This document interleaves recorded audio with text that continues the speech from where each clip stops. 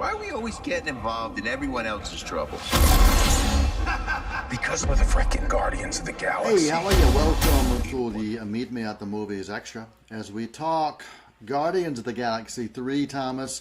And yes, I speak multiple languages, much like a character that we discover in Guardians of the Galaxy Volume 3, whom we did not know spoke multiple languages. And that's just a small spoiler, about the only spoiler we're going to give you in this episode as we chat Guardians of the Galaxy Volume 3. Thomas, when and anyone who has heard me talk about Guardians will know that when I first heard that Marvel was doing this, I was like, why? And then I saw the trailer, and it sold me right off the bat with the trailer. And then I saw that first film, 9 years ago, 2014. And I was sold, and they have continued to be my favorite kind of go-to characters throughout the MCU since they were introduced 9 years ago. Yeah, I mean, I've grown up with the MCU and have connected with various characters and various of these sub-franchises over the course of developing a taste in film and developing a taste as a movie fan. But I think the Guardians, they are the team that I've always connected with the most, and that a lot of the people that we enjoy talking to, and a lot of film critics and film fans that we have the best conversations with, tend to be huge fans of the Guardians as well. And the third film from James Gunn, I'm really glad he got to complete his trilogy here. Yeah, I am too, and anyone who has been following James Gunn knows that he is going on to different pastures, but still in a superhero universe. He is in charge of many things relating to DC now, but I'm glad he got a chance to finish this chapter and provide some closure for fans and do it in his own way. And it definitely had the James Gunn stamp on this. From start to finish, this film, Thomas, for me, from the beginning of Volume 3, I really just found myself embraced in the story. And it's an origin story of Rocket, but it also is a story that closes this chapter of this particular team.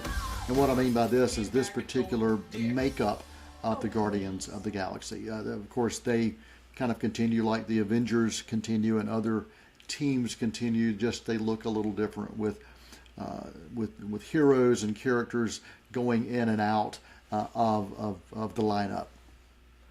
Yeah, and the first 10 minutes of this movie really commit to a truly somber tone, and that kind of surprised me because you look at previous Guardians movies. The first one starts out with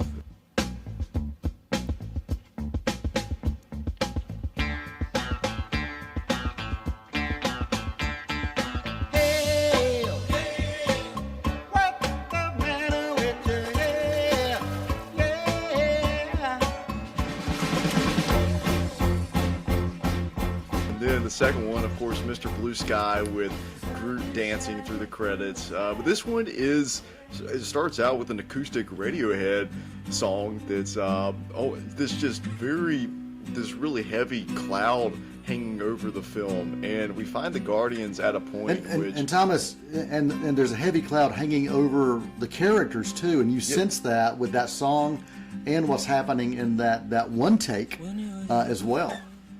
Exactly, yeah.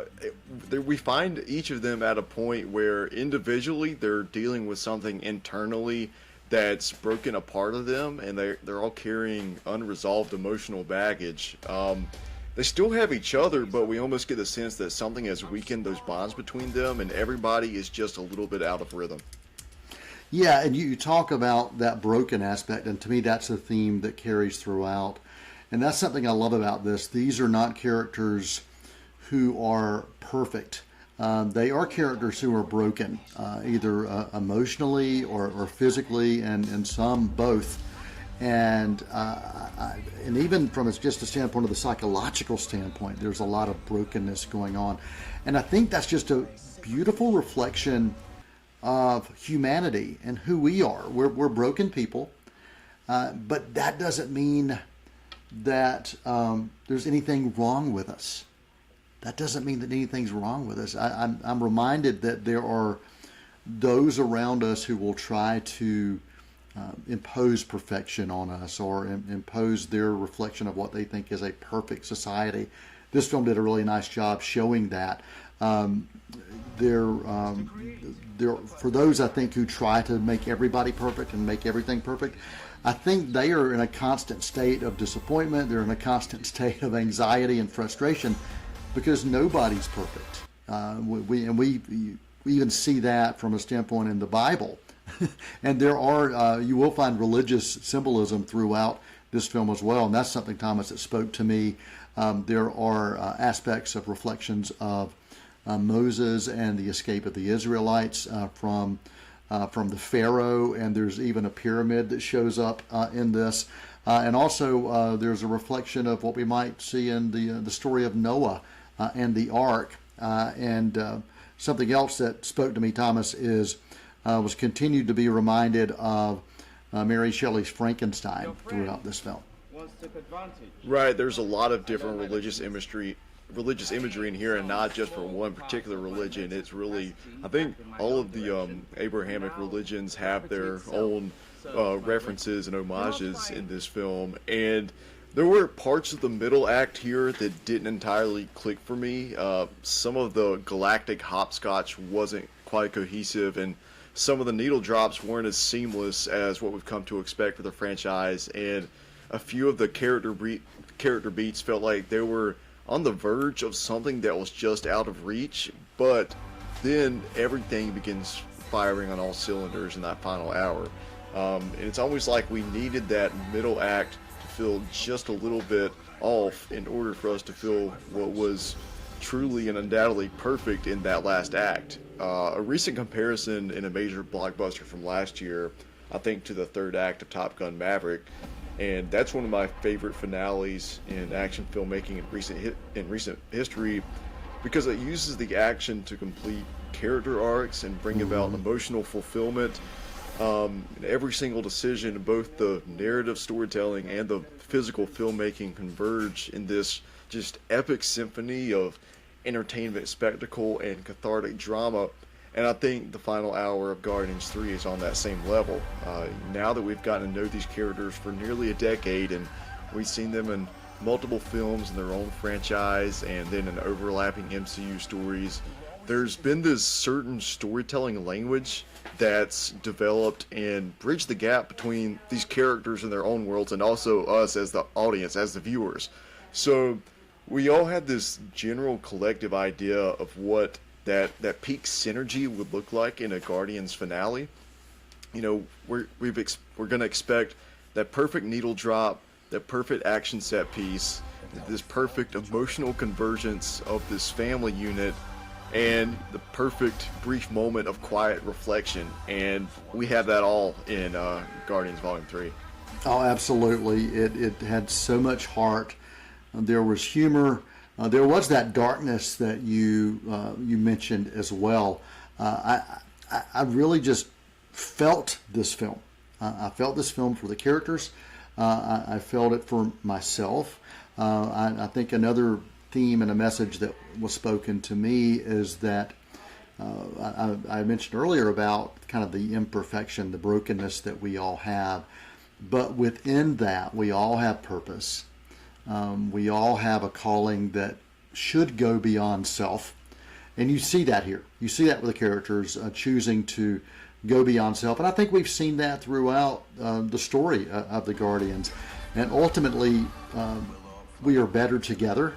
That rings and echoes loudly throughout. And let me, speaking of sound, I've got to dive into this. The sound design for this film and the mix, absolutely perfect. You had mentioned the needle drops. I'm with you.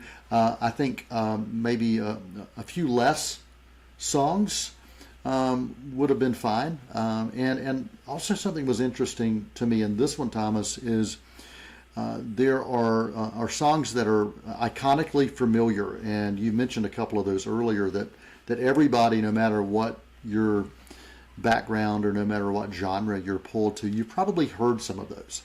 But there were some in here that were a little more deep cuts, that were not things that I would call those legendary songs that everybody is familiar with, and maybe maybe that's a way for people to get in a little deeper, to dig in a little deeper. But sound design, the mix was perfect. I thought the editing and the cinematography really solid. There were some excellent one shots or oneers. We mentioned one of those at the beginning, but there was also one, Thomas, that you were absolutely in love with. Yeah, and I'm just going to say I knew that there was going to be the Beastie Boys' No Sleep Till Brooklyn on the soundtrack. They officially released the soundtrack a few weeks ago, but I didn't know how it was going to be used, where it was going to be used. But I know if you're going to use the Beastie Boys in an action movie, it's going to come at just the right time. And as soon as we hear that beat drop, it just kind of sent this jolt of energy through me, and I think everybody in the room, it was a small critic screening, not many of us, but all of us were just kind of on the same wavelength, and you could just feel us. It was like we were all, intrinsically connected throughout the whole energy of this movie. And so what happens in those following 3 to 4 minutes, as soon as you hear the Beastie Boys, it does not disappoint. It will deliver everything you could hope for. You could see the heads kind of doing this, you could see some arms doing this, and I loved it. I really, really loved that. One more thing I want to make sure I mention, Thomas, before we wrap this up and give our grade on this. The special effects, the visual effects are wonderful, especially for the creatures, and some of these are creatures that you would see on Earth, and the CGI on those, and they were speaking to each other, and it felt real. I really felt immersed within that dialogue with these animals, these creatures, and there were emotional connections, and sometimes that doesn't happen in a film where you create these CGI creatures. You really wanted to, but this time it delivered. Yeah, I'm really glad you mentioned that, because that's something I definitely wanted to mention as well. And not to hark on a movie that's years in the past, but the visuals in the quote-unquote live-action Lion King from a few years ago, they were so close to realism that it looped back around to becoming distant and cold. But we know that real lions don't talk. But if you spend enough time making, in this instance, CGI raccoons look just expressive enough, but not fully biologically accurate, we're bound to connect emotionally with those creatures in almost the same way we would human characters. Yeah, and it worked. It absolutely worked. And we talked about this being an origin story for Rocket, and you get to see Rocket as a baby, and seeing his true progression even through adolescence and then, of course, adulthood. That was amazing, and we did get to really feel that everyone's story that we've grown to know over this past almost decade, we felt that their story, or at least a large chapter of their story was complete, that arc was complete. And we know that they're going to go on, and we even get a glimpse of where they may go on to, which I really liked. But you did feel like you had that closure, and I keep coming back to that word, but I think that is important in a true trilogy. And this, while I'll say this is the true trilogy, it's beyond, because we've seen the Guardians show up beyond just their standalone films, but films that were dedicated to them. You feel it. You feel like you know the characters, and you know who they are and why they are. Yeah, and I think people have had questions over the years of why is Rocket, so arrogant sometimes? Why does he have such an attitude, and what's his deal? Why can't he show sympathy for people when they're going through tough times? But we really get a good idea of why his heart is hardened in the way that it is, and yes. But we also see him coming to terms with, hey, I need to do better about the way I interact and connect with people and express myself, and that's really the core of his whole story in this film. Yeah, all of these characters have evolved, and I'm using that word because evolution and forced evolution is a key part of what is going on within this film, and you see that from the trailer, so that's not a spoiler there. But I think that authentic evolution of character and evolution of who we are and becoming better versions of ourselves, that shows up here strong. I highly recommend the movie if you're a Guardians fan. If you're wanting to see something brand new and fresh, this is not that movie. There are echoes of what we've seen before, but if you are looking for a completion, I feel like you get a completion here, and I was pleased with it. I was satisfied. I was as well, and the more I thought about it over the past few days, the more I fall in love with it more and can't wait to watch it again. So I'm going to give Guardians Volume 3 a solid A. I'm right there with you, man. Solid A rating, and that is a difficult thing to attain for a film that is the third part of a franchise, standalone franchise.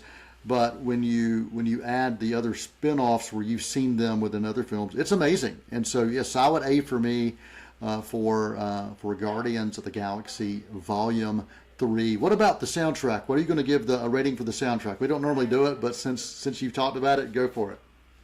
Okay, so I think the soundtrack as a whole, I'll give it a B. Okay. Not quite as perfect as the first two, but I do think this has the very best needle drop that the franchise has seen. So awesome. Well, thanks for joining us right here on this Meet Me at the Movies extra dive in to Guardians of the Galaxy Volume 3, A rating for both Thomas and myself. You can catch our full shows with other topics on C19 TV each week, and also WGWG.